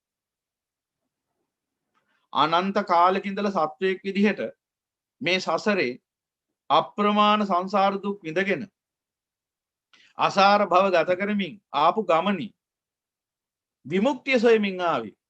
ඒ විමුක්තියේ අර්ථය, ඒ විමුක්තිය සොයා ගන්නා වූ මාර්ගය, විමුක්තියට පත් කරන්නා උත්තරීතර නිර්වාණ මාර්ගය ඔන්න ඔය පුංචි ගාථාව තුළ තියෙනවා. ඔය පද හතරේ තියෙනවා. එහෙනම් එහි පෙන්නනවා බුදු පියාණන් සමුදය නිරෝධය උදය වය. හේතුවක් නිසා දුක්ඛ ස්කන්ධය සමුදය වෙන ආකාරයත් ඒ හේතු නිරෝධයෙන් දුක්ඛ ස්කන්ධය නිරුද්ධ වෙන ආකාරයත් උන්වහන්සේ අපට ඊටාම මනාව ඒ අසිරිමත් වූ මහා සම්බුද්ධ ඥාණයෙන් පෙන්වා දෙනවා. කාමතෝ ජායති සෝකෝ කාමතෝ ජායති භයං නුවණින් කල්පනා කරන්න. දැන් අපි හිතන් ඉන්නේ මොකද්ද? උතුම් බුදුබණ අවබෝධ වෙන තාක්කල් කාමය සැප උපදවනවා. කාමයේ නිර්භය බව උපදවනවා කියලා. නමුත් උන්වහන්සේ මොකක්ද දේශනා කරන්නේ? කාමතෝ ජායති සෝකෝ කාමතෝ ජායති භයං. අපි හිතන් ඉන්නේ කාමයේ සතුට උපද්දනවා. උන්වහන්සේ පෙන්නන්නේ කාමයේ ශෝකේ උපද්දනවා. එහෙනම් මේ ශෝකේ හෝ බය කියන්නේ මේ හැඟීම් වලින් දකින්න මේ වේදනා සංඥා කියන චෛතසික වලින් දකින්න එකක්ද? නෑ. ප්‍රඥාවෙන් දකින්න ඕන එකක්. නුවණින් දකින්න. යම්කිසි කාමයක් ආස්වාදයක් විඳින්න ගියොත් කෙනෙක් ඒ මොහොතේදී ආස්වාදයක් දැනෙනවා. සෝමනස්සාගත සුඛ වේදනා. අයං ආස්වාදු. සතුට දනවන්නා වූ සැප වේදනාවට ආස්වාදය කියන්නේ. දැන් ඔය ආස්වාදේ විඳින්න ගියාම ඒ මොහොතේදී සැපයක් දැනෙනවා තමයි සැපයක් දනවනවා. ඒක එහෙම නෑ කිව්වොත් බොරුවක්. ආස්වාදයේ හැටියට දකින්න ඕනේ. දැන් අද දවසේ මාතෘකාවත් ආස්වාද ආදීනු නිස්සරණ. ඒ ගැන පසුව කතා කරන නිසා ගැඹුරට මේ වෙලාවේ මම ඒ ගැන වැඩි කියන්න යන්නේ නෑ. එහෙනම් ඒ ආස්වාදයේ සතුටක් වශයෙන් මේ මොහොතේදී දැනුණට ඒ ආස්වාදයේ නිසා තමයි මේ ජීවිතේ පුරාම අප්‍රමාණ සංකාර දුක්ඛයකින් මේ සකස් කිරීමේ දුකකින් පෙළෙන්නේ. ඒ ආස්වාදේ පවත්තන්නේ. ඊළඟට අප්‍රමාණ විපත්ති වලට උපද්‍රව වලට විනාශයන්ට මුහුණ දෙන්නේ ඒ ආස්වාදේ හේතු කරගෙන. ඊළඟට ප්‍රිය කරපු දේවල් තමන්ගේ ජීවිතෙන් ගිලිහෙනකොට සබ්බේහි මේ පියෙහි මනාපෙහි නානභව විනාභවති කියලා දුකේ ඉන්නේ විපරිණාම දුක්ඛයට කෙනෙක් මුහුණ දෙන්නේ ඒ ආස්වාදේ හේතු කරගෙන. එහෙනම් මෙලවත් මුළු ජීවිත කාලය පුරාම දුක් විඳලා තියෙන ආස්වාදේ හේතු කරගෙන. එපමණක් නෙවෙයි පරලොවක් ඒ කාමී නිසා ඒ ආස්වාදය විඳින්න ගිය වැඩපිළිවෙල නිසා මොහොතක් පාසා හිතේ හටගත් රාග දේශ මොහ චේතනාවල විපාකය එවත් කර්ම විපාකය විඳින්න වෙනවා මරණින් පසු පුනර්භවය තුලදී පුනර්ජාතිය තුලදී. එහෙනම් ඒ දුක්ඛ ස්කන්ධය උරුම කරලා දුන්නේ මේ ආස්වාදයමයි මේ කාමයමයි. අන්නේ න්‍යාය ධර්මයට තමයි පටිච්චසමුප්පාදය කියන්නේ. ඒ කියන්නේ කෙනෙක්ගේ හිතේ රාග දේශ මොහ හටගත්තොත්, රාග දේශ මොහ චේතනා සකස් වුණොත්, මෙන්න මේ රාග දේශ මොහ චේතනාවට තමයි කර්මය කියන්නේ. චේතනාම් බික්කේ කම්මං වදාමි. ඉන් ජනනය කරන්නා වූ නානාක්ෂණික කර්ම ශක්තිය. ක්ෂණයක් ක්ෂණයක් පාසා උපදින මේ කර්ම ශක්තිය. ඊට පස්සේ ඒක බැහැ ගන්නවා ඒ සිතේම කර්ම භවය කියලා යම් කිසි අවකාශයක. ඊට පස්සේ මොකද වෙන්නේ? මෙන්න මේ කර්ම භවය තුල තැම්පත් වෙලා තියෙනවා. ඒ පුද්ගලයා ජීවිත කාලය පුරාම ඒ රැස් කරගත්ත කර්ම ශක්තිය, සත්‍ය රැස් කරගත්ත කර්ම ශක්තිය අනවබෝධයෙන් රැස් වෙන්නේ කර්ම ශක්තිය. දැනගෙන කරන වැඩක් නෙවෙයි මේක. හොඳට තේරුම් ගන්න ඕනේ. කවදා හෝ දවසක අසිරිමත් වූ සම්මා සම්බුදු පියාණන් වහන්සේගේ උතුම් මම ධර්මය අහලා පටිසමුපාදය අවබෝධ වුණොත් එදාට දකින්න කර්මය රැස් වෙන ආකාරය. ඊට කලින් දන්නේ නැහැ. දැන් උදාහරණයක් ගත්තොත් කෙනෙක් ගිහිල්ලා එන්ටර්ටේන්මන්ට් කියලා හිතාගෙන ඉඳ ගන්නවා රූපහායින ඉස්සරහා. විනෝදාස්වාදී. දැන් මායාවේ විනෝදාස්වාදී. දැන් ඉඳගෙන බලන් ඉන්න රූපවාහිනී දෙයක් හට අරගෙන බලියගෙන. දැන් මොකද්ද වෙන්නේ? එයා විඳින්නේ විනෝදාස්වාදය. හැබැයි එයාට පේන්නේ එච්චරයි. එතනින් එහාට කිසි දෙයක් පේන්නේ නැහැ. ඇයි අඥානයි. දැනගත්තේ නැහැ නේ දැනගන්න ඕන දේ. නොදන්න දැනගන්න අවශ්‍ය නැති ඔක්කොම ටික දන්නවා. දැනගන්න ඕන එකම දේ දැනගත්තේ නැති අඥානයට පේන්නේ ටීවී එක ඉස්සරහා ඉන්නකොට සැප විඳිනවා කියලා. නමුත් ඒ අඥානය දන්නේ නැහැ මොහොතක් පාසා ඔහුගේ හිතේ රාග චේතනා, දේශ චේතනා, මොහ චේතනා සකස් වෙනවා කියලා. චේතනම් බික්ක කම්මං වදාමි. කර්මය රැස් වෙනවා. එහෙම දන්නේ. අර අහන දකින රූප රාමුවක් ශබ්ද මාත්‍රයක් පාසාම මේ නැගින්නේ රාගයයි දේශයයි මොහයයි කියලා දන්නේ නැහැ. ඒ ආස්වාදයට ඇලිලා එහිම ගැලී හිටිනවා. තුච්ච නින්දිත හිත බෙල්ලෙන් අල්ලලා තියාගෙන ඉන්නවා ටීවී එක ඉස්සරහා. විඳපන් ආස්වාදේ. මාර්යාගේ එන්ටර්ටේන්මන්ට් එක. මාර්යාගේ විනෝද ආස්වාදේ. ඔබට ඔය ඥාතීන් හැටියට පෙනී හිටමින් එන්න විඳින්න ආස්වාදේ හිතට වහල් වෙන්න කියලා කියන්නේ මාර්යාගේ දූ පුතුන්. ඒ අය ඒක තේරුම් ගත්තේ නැත්තම් කවදා හරි දවසක සතර අපායේ ඕන තරම් ඉඩකඩ තියෙනවා. අමුතුවෙන් ආයි දැන් අපිට නම් මේ මනුස්ස ලෝකේ ගියක් දොරක් ගන්න සල්ලි එපැයි.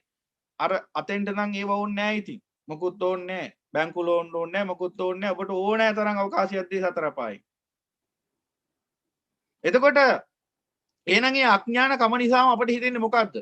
අර මාධ්‍ය ඉස්සරහා ඉඳගෙන මේ විඳින වින්දනය, මේ ලබන වින්දනය හරි සතුටක් සැපක් කියලා හිතෙන්නේ.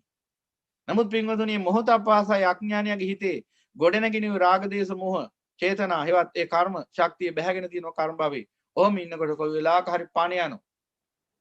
කවුද ඔබව ඒ අනුතුරින් නිදහස් කරන්නේ? ඒ කියන්නේ කාටද පුළුවන් ඔබේ මරණය වළක්වන්න? කාටද පුළුවන් ඔබේ මරණය කල් දාන්න? අහවල් දවසේ මැරෙන්නේ, අහවල් වෙලාවට මැරෙන්නේ, අහවල් විදියට මැරෙන්නේ කියලා කාට හරි කියන්න පුළුවන්ද? කාට හරි සාතිකයක් දෙන්න පුළුවන්ද? රැකවරණයක් දෙන්න පුළුවන්ද? වොරන්ටියක් දෙන්න පුළුවන්ද ඔබට? ඔබේ මරණය ගැන, ඔබේ ජීවිතය ගැන බෑ. එහෙනම් මේ මොකද්ද අපි මේ මොහොතක් පාසා කරන්නේ? ගච්ඡanti සබ්බේ මරණං හංච. අපි මේ මරණය කරා යන්නේ මොහොතක් පාසා දන්නේ නැති වුණාට. රැයක් එළි වෙනවා, දවස උදා වෙනවා. අපි හිතන් ඉන්නේ හරි ලස්සන දවසක් උදා වුණා කියලා. පණ යන්න බැරිද එදා? ඔය ලස්සන දවසක තමයි පණ යන්නේ. ඊට පස්සේ තමයි දැනගන්නේ අවලස්සනයි කියලා. ලෝකේ. ඒ දවස වෙනකන් තමයි මේ ලෝකේ අඥානි උඩ පනින්නේ. අර බුදු පියාණන් වහන්සේගේ උතුම් වූ ධර්මයේ ඇසුරින් ලෝවැඩ සංගරාව ලියපු අපේ වීදාගම් මෛත්‍රී හාමුදුරුවෝ පෙන්නනවා වතුර නටනකන් තමයි කකුලුවා දිය කෙලින්නේ වතුරේ. ලිප උඩ තියපු භාජනේ ඉන්නවා කකුලුවා. ඌ දන්නේ නැහැ මේ ඉන්නේ දිය සැලියක කියලා. යටින් ගින්දර දාලා රත් වෙනකොට තමයි දැනගන්නේ තමන් වැරදි රංගනයකයි යෙදුනේ කියලා. හැබැයි එතකොට ප්‍රමාද වැඩි. ඒ වගේ මේ ලෝකේ අඥානියෝ කියු කවුද? තථාගතයන් වහන්සේගේ ධර්මය අවබෝධ කරගත්තේ නැති අඥානියෝ. දුක්ඛේ අඥානං අන්නේ අඥානියෝ ඔය සියලු රැඟුම් රඟන්නේ වතුර රත් වෙනකම්. කොයි වෙලාවක හරි පණකින්ද ගිය ගමන් ගෙදර මිනිස්සු උසන් ගිහලා විසි කරනවා කුණු කොට කනත්තට. ඊට පස්සේ එයින් පස්සේ තියෙන සියලු දුක්ඛ ස්කන්ධයන් තමන් තනිව දරා ගන්නට ඕන අනන්ත සංසාර දුකක්. සතර අපා දුක කියන්නේ ඔබ හිතන්න එපා සුළුපටු දුකක් කියලා. නිර්වල තියෙන විස්තරය ඔබ අහනවා නම් මේ බණ මෙතනින් චතුරාර්ය සත්‍ය ධර්ම දේශනාව නවත්තලා මෙතන ඉඳලා නිර්වල දුක ගැන කියන්න කිව්වොත් අපට එක දිගට පැය ගාණක් කියන්න වෙනවා. ඒත් කියන්න පුළුවන් ඉන්නේ දසම මාත්‍රයේ දුක. නිර්වල දුක, පෙරේත ලෝකේ දුක, සතර අපායේ අනන්ත දුක. ඒ නිසා පින්වතුනි අපි සැපයි කියලා මේ විඳින්නේ දුකක්. අපි මේ සැපයි කියලා ආස්වාදනය කරන්නේ දුක.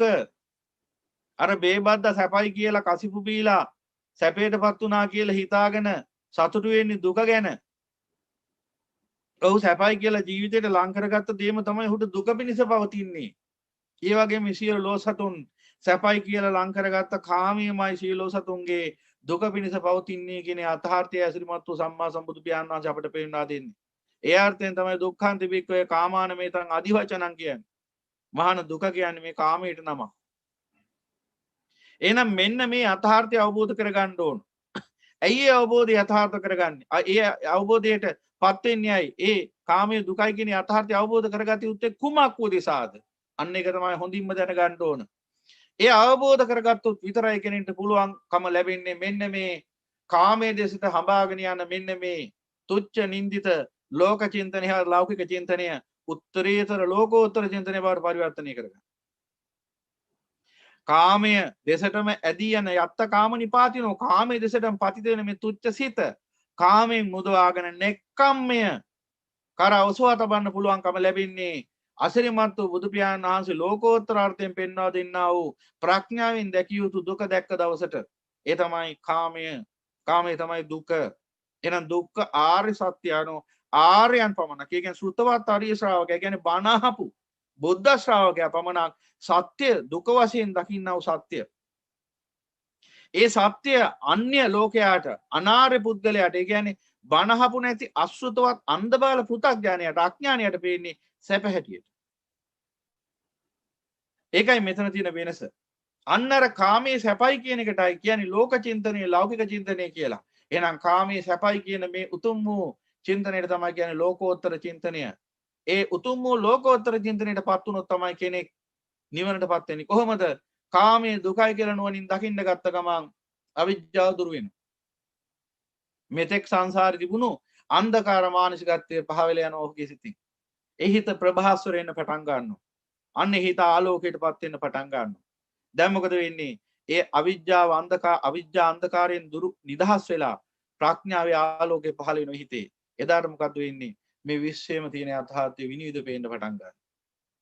එහෙනම් මේ විශ්වයෙන් යථාර්ථය විනිවිද පේනකොට සියලු ලෝසතුන් විඳින්නා වූ මේ අනන්ත අප්‍රමාණ දුක්ඛ ස්කන්ධයට හේතුව මේ කාමයේ සැපයි කියන මේ මුලාසහගත මානසිකත්වයයි කියලා වැටහෙනකොට පේනකොට පින්වතුනි අන්නේ බුද්ධ ශ්‍රාවකයෝ මොකද කරන්නේ? සියලු ලෝසතුන්ට මේ අමා ධර්මය පතුරවන්නට වෑයම් කරනවා. කුමක් හින්ද? තමා වැනිමු අසරණ ලෝක සත්‍යයක් කියන තැන ඉඳගෙන ඒ සත්‍යෝ කෙරෙහි ඇති කරගන්නා වූ ඒ කාරුණික චේතනාවෙන් එහි අග්‍ර ප්‍රාප්ත මුදුන් ප්‍රාප්ත අපගේ අසිරිමත් වූ මහා ශාස්ත්‍රවරයන්න් වහන්සේ සම්මා සම්බුදු පියාණන් වහන්සේට මහා කරුණාව පහළ වුණා. එහෙනම් බුද්ධ ශ්‍රාවකයෝ වශයෙන් ඔබ අප සියලු දෙනාට අල්ප කරුණාවක් හරි පහළ වෙන්න ඕන. මොකද තථාගතයන් වහන්සේට මහා කරුණාව පහළ වුණ නැත්නම් අදත් අපි මේ දුක සැප කියලා ආස්වාදනය කරමින් ඉන්න අඥානෙක් විතරයි මේ ලෝකේ. එහෙනම් ඒ අඥාන භාවයෙන් අපව මුදවන්න සමත් උනේ අසිරිමත් වූ සම්මා සම්බුදු පියාණන් වහන්සේගේ මහා කරුණාව. උන්වහන්සේ උතුම් වූ ධර්මයේ තනිව අවබෝධ කරගෙන නිහඬ වුණා නම් පින්වතුනි අප සියලු දෙනාද ගිනිවලක ඉන්නේ. මෙලවත් ගිනිවලේ පරලොවත් ගිනිවලේ. පරලොව යන්නේ එහෙනම් අර යොදුන් ගණන් උස ගිනිදැල් මැද්දට යන්නේ නිරයට. ඒකාන්තයි. මොකද තථාගත ධර්මයේ නොමැති තැන තියෙන අන්ධකාරය විතරයි. තුච්ච නින්දිත මායාවේ වසංගයේ පමණයි ඔහුගේ බලපරාක්‍රමයේ මායාවේ බලපරාක්‍රම පමණයි එහි පවතින්නේ. ඔබට පේනවා ඇති ලෝකේ අන්‍ය රටවල් බලන්නේ රටවල් වල විවිධාකාර විශේෂයෙන් අපේ මේ සූම් සාකච්ඡාවටත් ලෝකේ නන්දේස අපේ බෞද්ධයින් ඉන්නවා. ඒ අය හොඳ සාක්ෂි දරාවි අනාගතේ මේ උතුම් සම්බුද්ධ ශාසනය උතුම් වූ බුද්ධ ශ්‍රාවකේ හැටියට. ඒ රටවල් වල මේ උතුම් ධර්මයේ නැති නිසා බලන්නේ මිනිස්සු සැප කියලා හිතාගෙන දුකේම ඇලි ගලි විනාශ වෙලා යන හැටි. ප්‍රඥාවට තමයි යථාර්ථය පේන්නේ. ඇස් දෙකට පේන්නේ මුලාව. ඇස් දෙකෙන් දකින ලෝකයක් හමුවේ නේද සියලු දෙනා අනාථ වෙලා ඉන්නේ. සැපයි කියලා හිතාගෙන උන් දුක නේද ජීවිතේට ලං කරගෙන තියෙන්නේ. පින්වතුනි, ඒ දුක ඔහුට එහෙම දකින්නත් බෑ උන්ට කොහොමටවත්. මොකද ඒකට හේතුව ඒ දුක කියන එක මෙන්න මෙච්චරක් කියලා සීමා පනවන්න පුළුවන් දෙයක් නොවන නිසා. ඒ කිව්වේ දැන් ඔය විවිධාකාර දියුණුයි යයි සම්මත රටවල මිනිස්සු උදේ ඉඳලා රැ වෙනකම් මේ ඇහැ කන නාසය දිව ශරීරය මනස පිනවීම තමයි අග්‍ර කරගෙන ජීවත් වෙන්නේ. කාමයේ අග්‍ර කරගෙන ජීවත් වෙන්නේ. ඔවුන් හිතන ඒක තමයි ජීවිතේ අරමුණ කියලා. ඔවුන් හිතන ඒකට තමයි තමන් ඉපදුනේ කියලා. ඔවුන් හිතනවා ඒක තමයි මේ ලෝකේ අර්ථය කියලා. එහෙම හිතාගෙන ඇහැ කන නාසය දිව ශරීරය මනස පිනවලා කරන කලට පව් මීරිය මීසේ විඳින කලට දුක් දැඩි වේ ගිනිසේ කියලා අර නිර්වල ඉන්න තරමක් ඉන්න උන් තමයි. යොදුන් ගණන් උස ගිනිදැල් මැද්දටයි වැටෙන්නේ ගිහිල්ලා. එතකොට තමයි අර ඇහැ කන නාසය දිව ශරීරය මනස පිනෝපේකේ රඟේ තේරෙන්නේ. හැබැයි එතකොට කවුද ගොඩ ගන්නේ ගිනිවලින්? කවුද යොදුන් ගණන් උස ගිනිදැල් මැද්දට අත දාලා ඒ අඥානයව ගොඩට ගන්නේ? කවුරුවත් ඉදිරිපත් වෙන්නේ නැහැ. ඒ නිසායි අසරිමත් වූ සම්මා සම්බුදු පියාණන් වහන්සේ දේශනා කළේ අත්තාහි අත්තනෝ නාතෝ කොහිනාතෝ පරෝසිය තමන්ගේ පිහිට තමන් විතරමයි කියේ. වෙන කවුරුවත් නෙවෙයි. බුදුරජාණන් වහන්සේටත් පුළුවන්කම ලැබෙන්නේ මාර්ගය පෙන්වා දෙන්න විතරයි. මාර්ගය ඇදගෙන යන්න බෑ. එහෙනම් ඥානවන්තයෝ මේ ලෝකේ කාන්තේම කරන දෙයක් තියෙනවා. ඒ තමයි අසරිමත් වූ සම්මා සම්බුදු පියාණන් වහන්සේගේ උතුම් වූ ධර්මයට අප්‍රමාදීව කන් දෙනවා. ඒක තමයි මේ ලෝකේ ඥානවන්තයෙක් අඳුර ගන්න තියෙන ලේසිම ක්‍රමය ඔබට. අඥානය අඳුර ගන්නත් පුළුවන් ලේසිම ක්‍රමයක් තියෙන. ඒ තමයි ඒ අමා ධර්මයට කන් දෙන්නේ නැති එක. අන්නේ සියලුම දෙනා අඥානිය. මොකද කවදාවත් දැනගන්නේ නැහැ කාමයේ දුක බව. ඒ නිසා මොකද වෙන්නේ? විනාශ වෙලා යනවා. රාග දේශ මොහ කියන ගින්දරෙන් මෙලොවත් දැවෙනවා. පරලොවත් දැවෙනවා. ඔන්න වචන දෙකක් තියෙනවා. ගින්දර සහ නිවීම කියලා. ගින්දර සහ නිවීම. ඇවිලීම සහ නිවීම. ගින්දර වලින් පිච්චෙන එක වෙන්නේ. නිවුනහම සැනසීමක් සීලසක් පවතින. එහෙනම් චිත්ත සංතානයේ ගිනි ඇවිලුනොත් එතන තියෙන්නේ 10. එහෙනම් 10 මෙලවත් 10 ඇති වෙනවා. ඒ රාග දේශ මොහ කියන ගින්දරෙන් දැවෙනකොට මෙලවත් 10 ඇති වෙනවා. එයින් උපදින කර්ම ශක්තියෙන් පරලොවත් 10 ඇති කරනවා. මෙලවත් 10යි පරලොවත් 10යි. මෙලවත් 10යි පරලොවත් 10යි. උන්නත් 10යි මලත් 10යි. එහෙනම් ඔන ගින්දර. එහෙනම් ගින්දර දකින්න ඔබට ඕන නම් මෙලොව වශයෙන් රාග දේශ මොහ ගින්දර විතරක් නෙවෙයි. යොදුන් ගණන් උස ගිනිදැල් සහිත අර නිරගින්දර. අර 136ක් නිරවල තියෙන මහා ගින්දරක් දකින්න ඕන නම් අර ඇස්පුපුරා යන තරමේ තාපයක් නිකුත් කරන්නා වූ ඒ ගින්දරක් දකින්න ඕන නම් මෙන්න ක්‍රමي. පුළුවන් තරම් කාමයේ සැපයි සැපයි සැපයි සැපයි කියලා ඒකම ලුහු බැඳගෙන යන්න. ඔබට ඕනෑ තරම් ගින්දර දකින්න පුළුවන් මෙලවත් පරලොවත්. අනන්ත සංසාරික තව ඉස්සරහට ගින්දර දකින්න පුළුවන්. කිසි ප්‍රශ්නයක් නැහැ. මොකද තම තමන්ට තියෙන අයිතියක් ගින්දර දකින්නවද නිවීම දකින්නවද කියලා. තම තමන්ට අයිතියක් තියෙනවා. හැබැයි එතන විභේදනයක් තියෙනවා. අර ගින්දර දකින්න කැමති වෙන්නේ අඥානයා. අර නිවීම දකින්න කැමති වෙන්නේ ඥානවන්තයා. මේ ලෝකේ කවුද කැමති? විහිං පිච්චෙන්න, පිච්චිලා මැරෙන්න, විනාශ වෙන්න. ගින්දරට කවුරු හරි ගිහිල්ලා පනිනවා නම් ඒ අඥානයා ගැන ඔබට මොකද හිතෙන්නේ? ඒ බඳු අඥානීට කවදාවත් ලෝකෙන් සම්මානයක් හම්බ වෙයිද? හැබැයි මේ තුච්ච නින්දිත මායයටයි ලෝකේ නම් වෙලා තියෙන්නේ මොකද්ද? ලෝකය සකස් වෙලා තියෙන්නේ කොහොමද? අර ඇවිලෙන ගින්නට පිදුරු දාන්න. ඒ නිසා කවුරු හරි එහෙම අර ලෝක සම්මතේ පදාර්ථ ගින්දරට කවුරු හරි පැන්නොත් මෝඩයෙක් වශයෙන් පේනවා. හැබැයි මේ රාග දේශ මොහ කියන ගින්දරට පණින තරමට තව තවත් පිදුරු දදායි ගින්දර වර්ධනය කරලා දෙන්න තමයි මේ මායයටයි ලෝකේ සකස් වෙලා තියෙන්නේ. සමහරලාට මේ ඇවිලෙන ගින්නට පිදුරු දාන්නේ අම්මයි තාත්තයි. ඒ කියන්නේ අම්මයි තාත්තත් අඥානයි. අම්මයි තාත්තයි තමයි අති බහුතරයක් නිවාසවල අම්මයි තාත්තයි තමයි අසත්පුරුෂයෝ දෙන්න. අම්මයි තාත්තයි තමයි කියන්නේ පැනපල්ලා ගින්දරට කාමයේ නැමැති පැනලා ගින්දරට පැනලා මෙලවත් විනාශ වෙලා පරලොවත් විනාශ කරගනින්නලා කියලා කාමයට තල්ලු කරන්නේ ඒ අම්මයි තාත්තයි කියන අසත්පුරුෂයෝමයි. මම මේ කියන්නේ මව් ගුණය හෝ පිය ගුණය ගැන නෙවෙයි. අම්මයි තාත්තයි කියන වචනේ දරුවෝ පමණින් ඔවුන් කොහොමද අම්මයි තාත්තයි වෙන්නේ? බ්‍රහ්මාති මාතා පිතරෝ. අම්මයි තාත්තයි බුදු පියාණන් වහන්සේ සමාන කරන්නේ බ්‍රහ්මයන්ට. බ්‍රහ්මයෝ කැමති තමන්ගේ දරුවෝ සැපතටපත් වෙනවට. බ්‍රහ්මයන්ට තියෙනවා ගුණයක්. බ්‍රහ්මයෝ මේ සියලු ලෝ සතුන් දකින්නේ මගේ දරුවෝ කියලා. යුද්ධයක් කරනකොට අපි දකිනවා එක පාර්ශවයක ඉඳලා මේ පාර්ශවය අපේ මිතුරු හමුදාව අර පාර්ශවය අපේ සතුරු හමුදාව. එතකොට මොකද වෙන්නේ? එතකොට අපි ගන්න එක පැත්තක්. යුද්ධකදී අපි ගන්න එක පැත්තක්.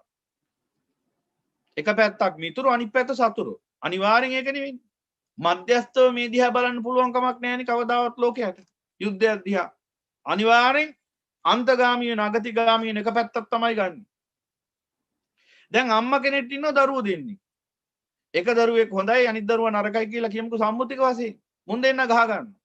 දැන් අම්මා ගන්නේ කාගේ පැත්තද?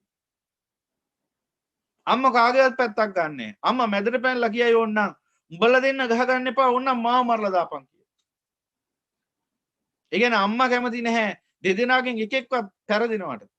එකෙක්වත් ජය ගන්නවට අම්මට ඕන දෙන්නම ජය ගන්නවා දකින්න. අම්මා කැමති නැහැ දෙන්නම් පරාජයටපත් වෙනවා දකින්න. අන්න බලන්න බ්‍රහ්ම ගුණය. ඒ කියන්නේ ලෝකේ අපි හිතමු පාර්ශව දෙකක් ගහමරා ගන්නවා නම් කවදාවත් බ්‍රහ්මයේ එක පැත්තක් අරගෙන අන්න අරුන් දිනන්න ඕන මුන් පෙරදින්න ඕන කියලා හිතන්නේ අනේ මගේ දරුවෝ කා කොටා ගන්නවා අනේ මගේ දරුවෝ අරගල කරනවා කියලා බ්‍රහ්මිය හඬා යලපෙනවා. බලන්න කොච්චර උසස් ගුණයක්ද කියලා. ඉතින් ඒ ගුණය අපේ හදවත්වල ඇති වෙන්න ඕන. එහෙනම් අම්මයි තාත්තයි තමන්ගේ දරුවෝ දුකටපත් වෙනවට අකමැති නම් එහෙනම් පින්වතුනි අප්‍රමාදී ඔබ උතුම් බුද්ධ ශ්‍රාවකයෙක් වෙන්න ඔක්කොටම කලින්. ඊට පස්සේ මොකද වෙන්න ඕන? ඊට පස්සේ අසිරිමත් වූ සම්මා සම්බුදු පියාණන් වහන්සේ ඔබට දෙන අවවාදය හොඳින් අහලා අවබෝධ කරගෙන ඊට අනුකූලව පිළිපදින්න බුදු පියාණන් වහන්සේ දේශනා කරන්නේ කුමක්ද? සදාතනික සැපේට මාර්ගය. ඔබ කැමති ඔබේ දරුවෝ తాවකාලික සැප විඳින්න ගිහිල්ලා විනාශයටපත් වෙලා මෙලොවත් පරලොවත් දුකරුම කරගන්නවටද? ඔබ කැමති ඔබේ දරුවෝ සදාතනික සැපේටපත් වෙනවටද? එහෙනම් ඔබේ දරුවන්ට මේ කාමයෙන් වෙන්වන්නා වූ උත්තරීතර නිර්වාණ ධර්මය පෙන්වා දෙන්න. එදාටයි ඔබ මේ ලෝකේ ශ්‍රේෂ්ඨතම අම්මයි තාත්තයි වෙන්නේ. එතකන් ඔබ නීචම අම්මයි තාත්තයි මේ ලෝකෙ ඉන්නේ. ඒ ගැන වාදයක් නෑ ආයි. මොකද නීචයි කිව්වේ තමන්ගේ කුසින්ම බිහි කරපු දරුවන්ව විනාශ කරලා අරිනවා අප හතර අපායට. සංසාරේ කල්ප කෝටි ගාණක් තිස්සේ පෙරම් පුරලයි මේ උතුම් මනුස්ස භවය උදා කරගත්තේ. ඒ උතුම් මනුස්ස භවයෙන් ප්‍රයෝජනයක් ගන්න දෙන්නේ නෑ. යවනවා අප හතර අපායට ගිනි කොටට. එතන නම් ඔබ ඉන්නේ. කාවරෙක් වුණත් ඔබ මේ සක්වලේ ඉන්න ලොකුම කෙනා වුණත් ඔබ නීචේ කදමේ මුග්ධේ අඥානෙක්. එහෙනම් ඒ මුග්ධ භාවයෙන් මිදෙන්න, ඒ අඥාන භාවයෙන් මිදෙන්න තථාගතයන් වහන්සේ පෙන්වා දෙන්නා මේ උතුම් වූ ධර්මයේ දකින්න බුදු පියාණන් වහන්සේ පෙන්වා දෙනවා අපට ගින්දරයි නිවීමයි මෙන්න මේ ආකාරයෙන් හටගන්නේ. ගින්දර දකින්න ඕන නම් ඔබ කාමී ආස්වාදයේ පැත්ත මෙනෙහි කරන්න. කාමී ආස්වාදයේ දකින්න තරමට ඔබ ගින්දරේ ආස්වාදයේ තමයි විඳින්නේ. ගින්දර ඔබට ඕන තරම් අත් දකින්න පුළුවන් එතකන්. මෙලොවත් පිච්චි පිච්චි ඉන්න පුළුවන් මොහොතක් පාසා. රාගෙන් දැවෙනවා, දේශයෙන් දැවෙනවා, මෝහෙන් දැවෙනවා. කී දෙනෙක් හඬනවා, වැළපෙනවාද හදවතින් දැවි දැවි. දැවෙනවා කියන්නේ පිච්චෙනවටනේ. කුමකින්ද පිච්චෙන්නේ? රාගෙන්, දේශයෙන්, මෝහෙන්. රාගෙන්, දේශයෙන්, මෝහෙන් පිච්චි පිච්චි සුසුම් හෙලනවා. ඊට පස්සේ කියනවා ලෝකයට සාප කරනවා ඒකට. ලෝකයට සාප කරනවා අරු නිසයි මෙහෙම වුනේ, මූ නිසයි මෙහෙම වුනේ. අරු මේකට වග කියන්න ඕන, මූ මේකට වග කියන්න ඕනේ ආදී වශයෙන් ලෝකයට සාප කරනවා. ආකාශයට සාප කරනවා, පොළොවට සාප කරනවා. දුක් විඳින්නේ අනුන් නිසා කියලා හිතනවා. දුක් විඳින්නේ අනුන් නිසා නෙවෙයි, දුක් විඳින්නේ තමන්ගේම ඔල මොට්ටල අඥානකම නිසා. මොකක්ද අඥානකම?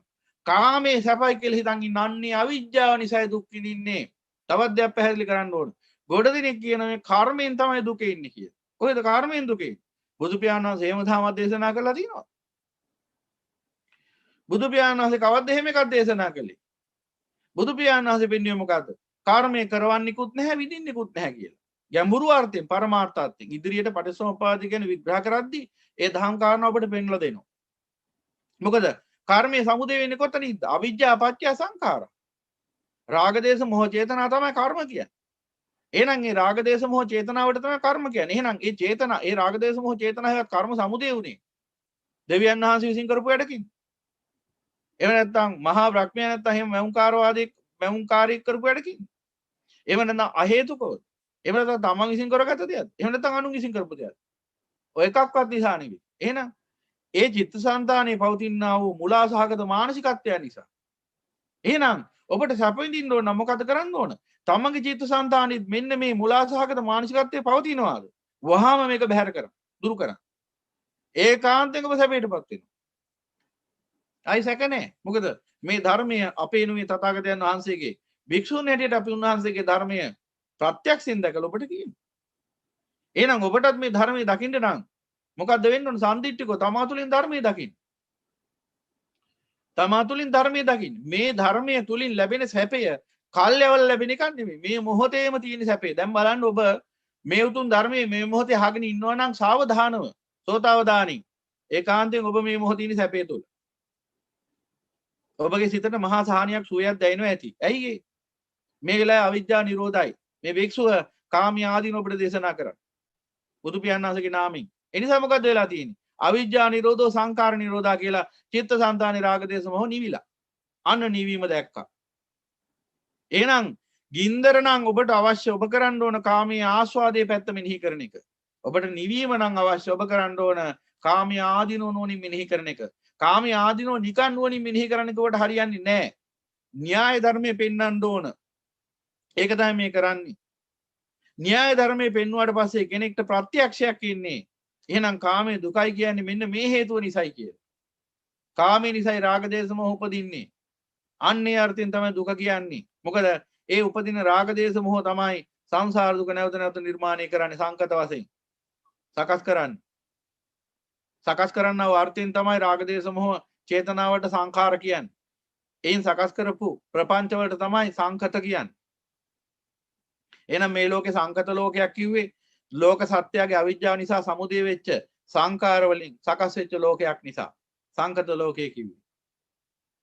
එහෙනම් මේ අපිට පේන්න තියෙන හැම ප්‍රපංචයම මේ ලෝකේ තියෙන හැම රූප වේදනා සංඥා සංකාර විඥාන ආදී වශයෙන් පංච උපාදාන ස්කන්ධයකට නැත්නම් පංචස්කන්ධයකට අපි ගොනු කරනවා මේ ලෝකේ පවතින සියලු රූප චෛතසික චිත්ත හේවත් මේ සියලු නාම රූප ධර්ම සංකත. ඒකේ සත්‍යයේ අවිජ්ජාව නිසා මොහොතක් පාස සකස් වන සංඛාරයන්ගේ ප්‍රතිඵල. එහෙනම් පින්වතුනි අන්න ඒ අර්ථයෙන් දුක දකින්න. එතකොට මොකද වෙන්නේ? එයා ඒ කාමී ආදීනෝ පැත්ත මෙනෙහි කරන්න පටන් ගන්නවා. දැන් මොකක්ද දකින්නේ? දැන් දකින්න නිවන. කාමයේ දුක වශයෙන් දකින්න කාමී ආදීනෝ නුවණින් දකින්න මොකද්ද වෙන්නේ? අවිජ්ජා නිරෝධෝ සංඛාර නිරෝධා යනාදී වශයෙන් සංඛාර නිරුද්ධ වෙනවා. ඒ කිව්වේ රාග දේශ මොහ චේතනා නිරුද්ධ වෙන හිතේ. එතකොට ඔහුට ඇයට දකින්න පුළුවන්කම ලැබෙනවා තමන්ගේ චිත්තසංතානි නිවීම. ඒ නිවීම ප්‍රඥාවෙන් පේන්න ගන්නවා. එහෙමනම් මෙසේ රාග දේශ මොහ නිවුනහම ඒ නිවීමේ සමාධි සුවයක් දැනෙනවා. ඒ නිවීමේ විමුක්ති සුවයක් දැනෙනවා. සුවය ආකාර දෙකකට දැනෙනවා. එකක් රාග දේශ මොහ දුරු වෙච්ච නිසා හිතේ ඇති වෙන යම්කි සමවත් සුවය. සමාධි සුවය. රාගෙන් දේශෙන් මොහෙන් රාගෙන් දේශෙන් මොහෙන් වෙන්වීම නිසා රාග දේශ මොහ නිරුද්ධ වීම නිසා හට ගන්නවා උපදි විවේකයේ මේ උපාදාන එහෙම නැත්නම් මේ දැඩි අල්ලා ගැනීම නිසා ලෝකය තුලින් ආපු ඒ බයෙන් මෙලවත් පරලොව ඇති වෙච්ච බයෙන් නිදහස් වීම විමුක්ති සුවය. එහෙනම් පින්වතුනි අප්‍රමාණ සැපයකට මාර්ගයක් අපගේ මහා ශාස්ත්‍රවරයන්න් වහන්සේ පෙන්වා තිබෙනවා. ඒ මහා ශාස්ත්‍රවරයන්න් වහන්සේගේ වචනයට කන් දෙන්නේ නැහැ කියන්නේ අන්න ඒකට තමයි දුක කියන්නේ. කවුරු හරි ඔබෙන් අහුවොත් මොකද්ද දුක කියන්නේ කියලා ඔබ බය නැතුව උත්තරයක් දෙන්න අසිරිමත් වූ සම්මා සම්බුදු පියාණන් වහන්සේගේ ධර්මයට කන් නොදීමයි දුක කියන්නේ. මොකද එතකන් දුක්ඛය අඥාන එතකන් දැනගන්නේ නැහැනි බුදු පියාණන් වහන්සේ කුමන අර්ථයෙන්ද දුක කියලා පෙන්වලා දුන්නේ කියලා. එතකන් දැනගන්නේ නැහැ. එහෙනම් තථාගතයන් වහන්සේගේ ධර්මයට කන් දෙන්නේ නැති සියලු අඥානියෝ මේ ලෝකේ දුකෙහි උරුම කරුවන්ය. අප්‍රමාණ දුක උරුම කරුවන්ය. භවෙන් භවයට අසාර භව ගත කරමින් යන මේ සත්ත්ව සම්තතික ක්‍රියාවලියක අනන්ත අපරිමාණ දුක්ඛ ස්කන්ධයන්ගේ උරුම කරුවන්ය.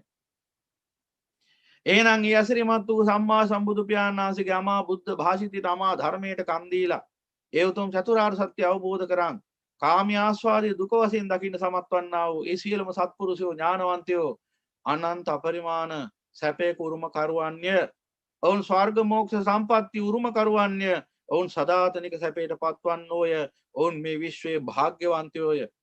එහෙනම් අන්නේ භාග්‍යවන්තයෙක් බවට පත්වෙනවා කියන අදිෂ්ඨානින් යුක්තව මේ උතුම් ධර්මය හොඳින් අහලා අවබෝධ කරගෙන ධාරණය කරගෙන මේ භයානක සංසාර දුකෙන් අත මිදෙනවා කියන අදිෂ්ඨානින් යුක්තව කවුරුත් හඬනගා සාදුකාරයක් පවත්වමු. සාදු